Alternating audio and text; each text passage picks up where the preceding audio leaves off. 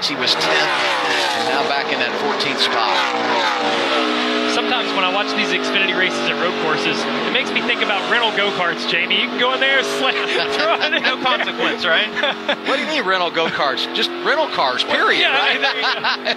I'll drive it in there. It's a rental. 3 Gibbs cars inside the top 5, but Chandler Smith, the last of those, has company late in the stage from Shane Van Gisbergen. It's incredible to me that the 97, first off, that tire stopped rubbing, but man, the damage to his car and that he's still able to run really good lap times.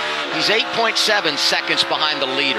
That's right on the edge of where you need to be to pit under green, right? Pit road's going to close here with 2 to go in the stage. This is where it's got to happen if someone's going to come under green and flip it that way. Well, the nerves are off now. These crews have made a pit stop under caution. If I'm in that window, I'm pitting here. I'm jumping the stage. We've seen people stalling out, not able to get track position. I know it didn't work out for Shane Van Gisbergen, but we have that data to know how far back he was. I'm going for it.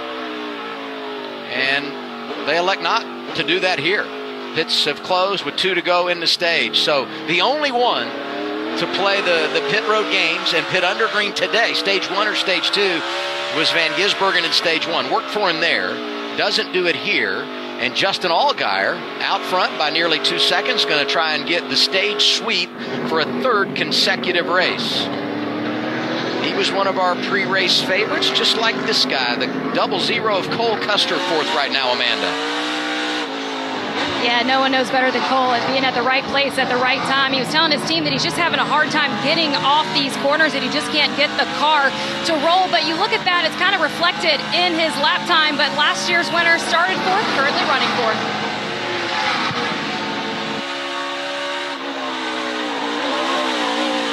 The one thing about when we come to a road course too, you can explain to your crew chief what you're fighting, but you're still limited on the pit stops because typically, unless you're fighting, a handling characteristic that's different to the left and the right, it's hard to make a change with wedge, and really you're just changing air pressure to try to help with grip overall.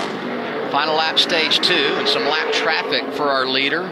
Allgaier going around, or trying to go around the 5 of Anthony Alfredo, and as he deals with him, 18 is Sheldon Creed starting to creep back into the picture.